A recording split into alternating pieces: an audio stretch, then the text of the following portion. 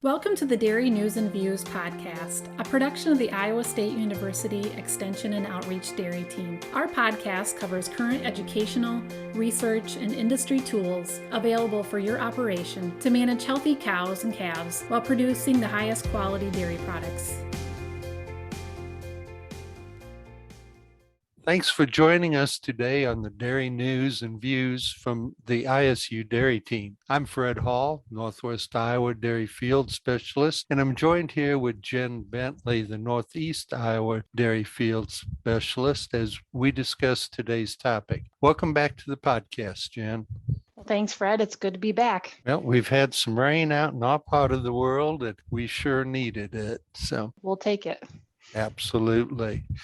Today, our guest is Gentry Sorenson, and he's going to discuss cover crops and cocktail mixes as part of your forage system. Gentry is a native of North Iowa with a background in industry, research, and farming. He earned a bachelor's degree in agriculture studies with a minor in agronomy from Iowa State in 1997.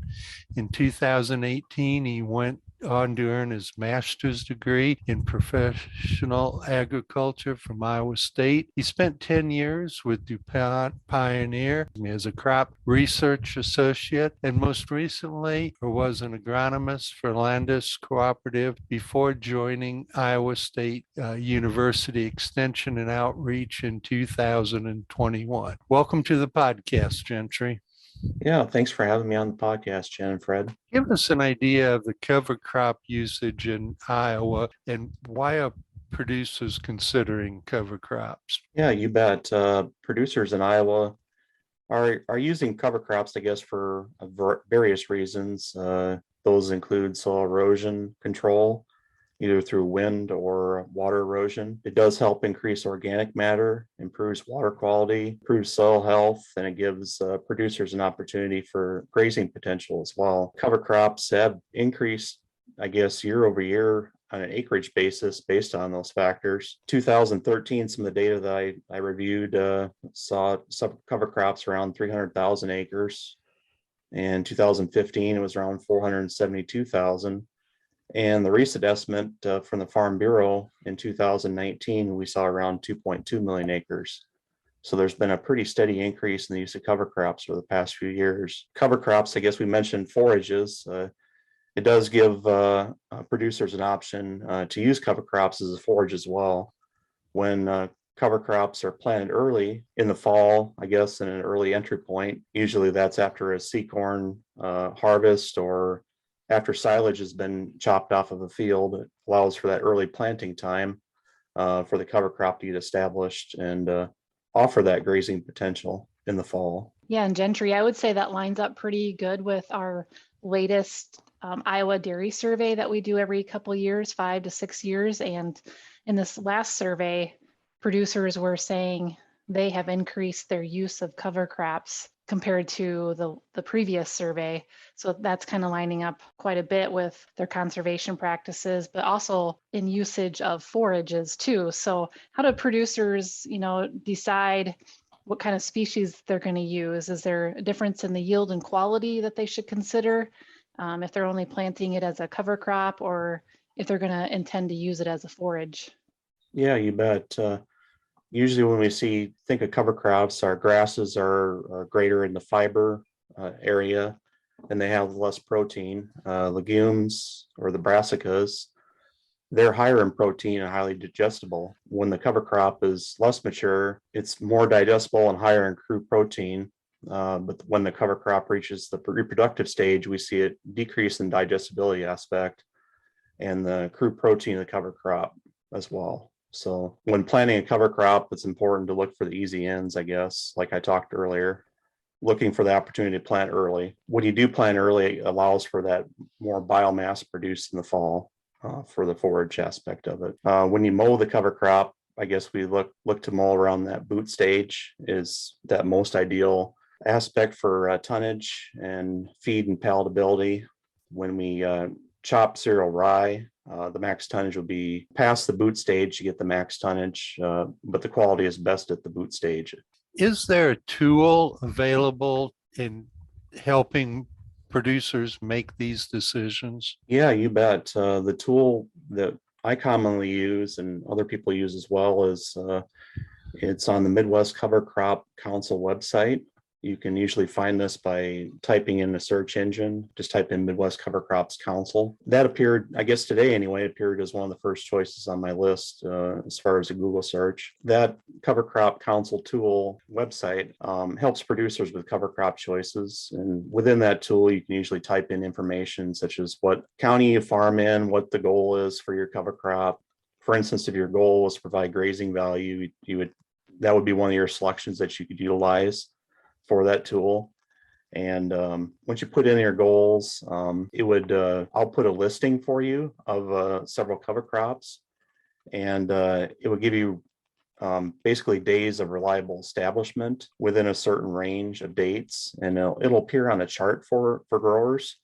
And that really gives them a great tool for kind of analyzing when a good day to plant your cover crop is. In addition, it also allows for a grower to click on the listing of the cover crop name.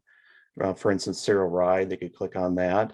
And it would output additional detailed information for the grower, such as planting dates and also some soil impacts as well. Another publication I use is the Whole Farm Conservation Best Practices Manual. And that publication can be found on the Iowa State Extension Store and is available on a free PDF download. That I found has given me some great information on cover crops and also on some management aspects of cover crops as well, and getting those cover crops established. You know, back in the day when I was working with producers and we'd have a weather event, a hailstorm or a late frost, one of the major considerations was what herbicide or pesticides are already on the field. What are some of the considerations that producers need to use when they're thinking about cover crops when it comes to pesticides or Yeah, you bet. herbicides? Yeah, some considerations, I guess, when you're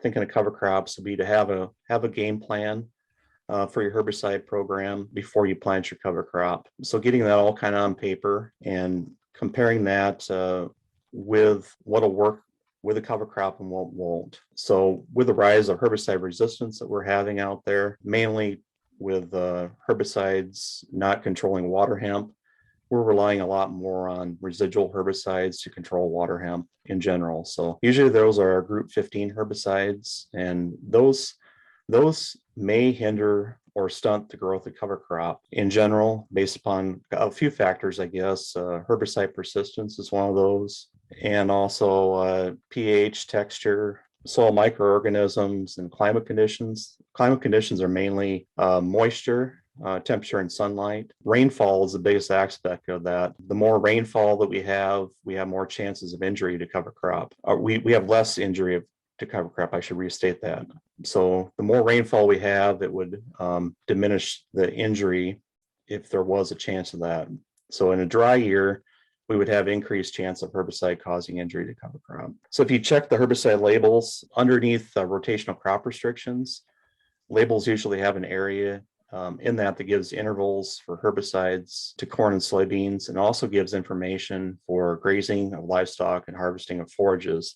And these forages usually are cover crops, and they'll list those in those general areas of the herbicide label. An easier way maybe to find that, Iowa State Extension and Outreach has developed a publication called Crop 3082B, and that's available on the Extension Store as a free download. And that gives a lot of great information about pesticide labels, and it has a graph on it with easy to understand information about grazing intervals and harvest intervals for cover crops in relation to the herbicides that we use. So planting a cover crop in an area that has a herbicide applied that has a persistence such as those group 15s could thin or damage the stand, and that would hinder the performance of cover crop not meeting the expectations of the grower unless you do a little bit of that research ahead of time. Gentry, we're also hearing producers starting to use cocktail mixes. I know you were mentioning some of the cover crop species, but do you have any examples or uses for cocktail mixes and any potential benefits of using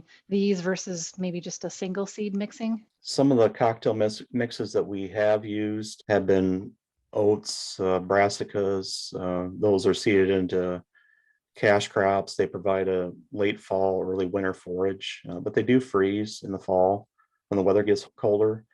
Cereal rye, winter cherry kale, winter peas, hairy vetch. They do give you some tonnage in the fall, but they also provide plenty of forage in the spring. So those are kind of our go-tos. Iowa State's kind of done some research on single species versus those mixed species. And what they found through the data compiled through the 6 research farms in the state, that the single mix, which was winter rye versus the mix of rye, radish, and rapeseed, was that the cover crop in the single mix had more biomass before corn crop mixes, but were marginally better at some sites on the soybean aspect. So the data is very, very close on the single species versus the mixed species. So we're seeing kind of our main go-to in the state of Iowa as far as cover crops is 90% of it is cereal rye, and 20% is the brassicas. 21% of the cover crop acreage is oats, and 16% of it's hairy vetch, clover, winter peas, cowpeas, and triticale, and the remaining acres are in wheat in the state of Iowa. Gentry, do you have some guidelines for producers who specifically want to graze their cover crops? Are there any potential issues?